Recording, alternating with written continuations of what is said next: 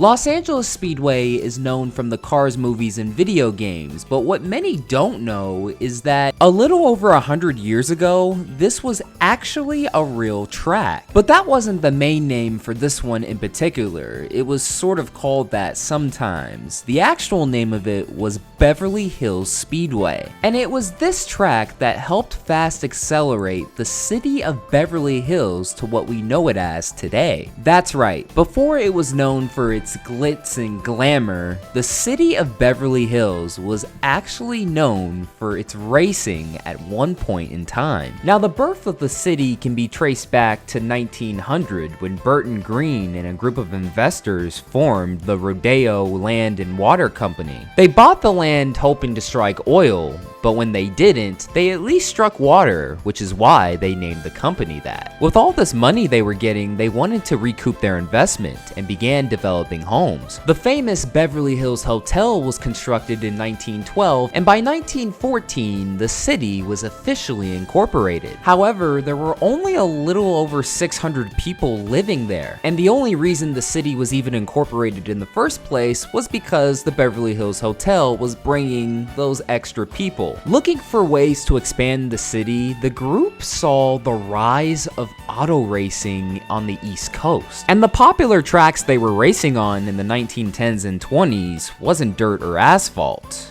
It was actually on wooden planks. Board track racing was extremely popular in the United States at the time, and it wasn't going to be the first time the state of California would have this type of track. In 1910, the Los Angeles Motor Dome was opened, but by January 1913, it had been destroyed by a fire. The location of that former track wasn't too far from where Beverly Hills Speedway would be built, and they decided to pull the trigger and officially broke ground in 1919.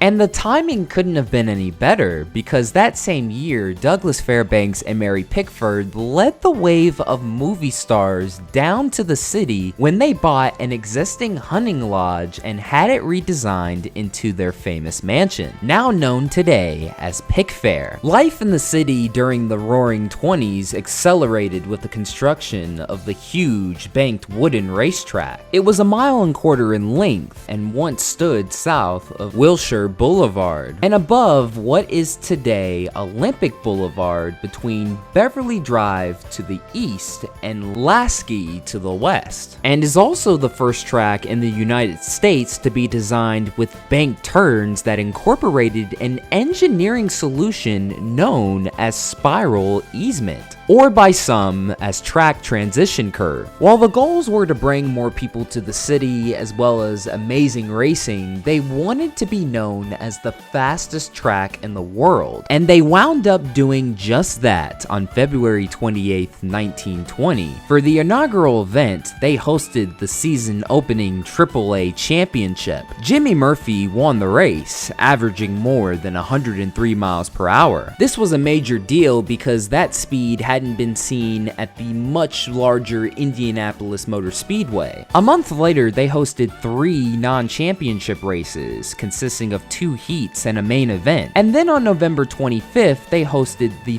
5th and final race of the 1920 season. The first race sold out with 50,000 in attendance, and by 1922, it had exceeded to 70,000. And over the next 3 years, the track hosted the season opener and championship for the AAA series, better known as IndyCar. They also hosted motorcycle races to sell out crowds as well. And after watching the little footage I could find, you could make the argument that the motorcycle races were way better. Although the racing product for the time, no matter who was racing on this track, was pretty damn good either way. Unfortunately, the track did have one tragedy. Gaston Chevrolet, who won the Indianapolis 500, was killed in 1920. Beverly Hills Speedway was multifunctional and was also used for the Beverly Hills Horse Show, the Flower Show, polo games, and other events that brought thousands to the city. It was also used for movies. Here's a picture of the cast cast and crew from the silent movie The Roaring Road that was partly filmed at the Speedway. By the end of 1923, the track had been open for less than 5 years and was looking like it was gonna be there for a while. The races sold out, it was multi-purpose use, it was not only embraced by the locals, but it continued to bring out the business and social elite. So what happened? Well,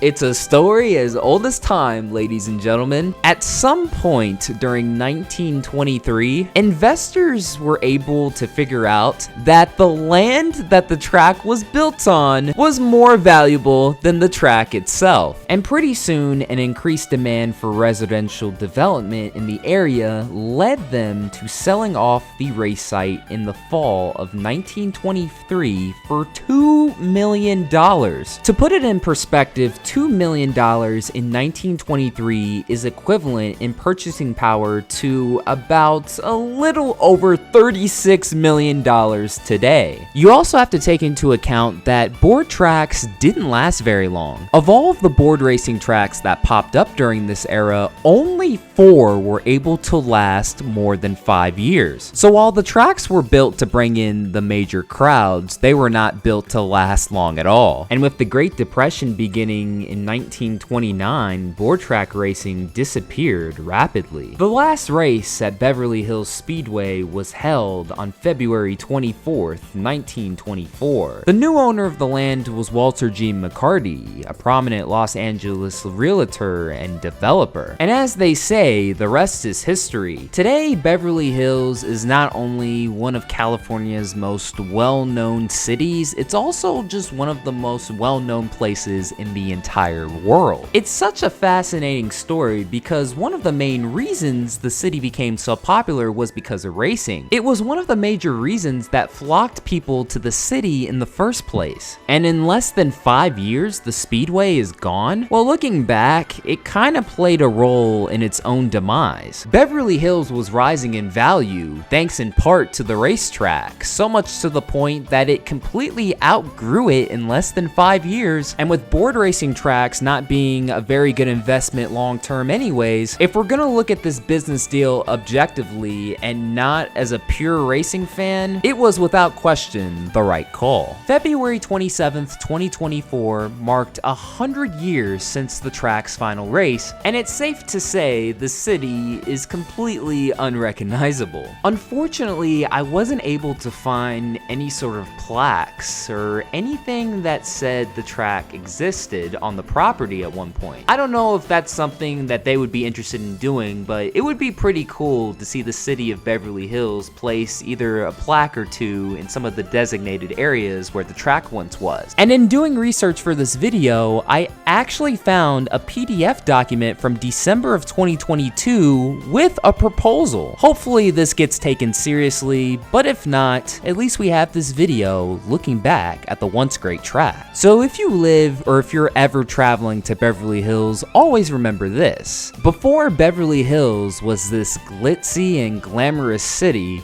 it was actually racing that helped put them on the map. And once again, that'll do it for another video. Thank you guys so much for watching. This is Black Flags Matter. Catch you next time.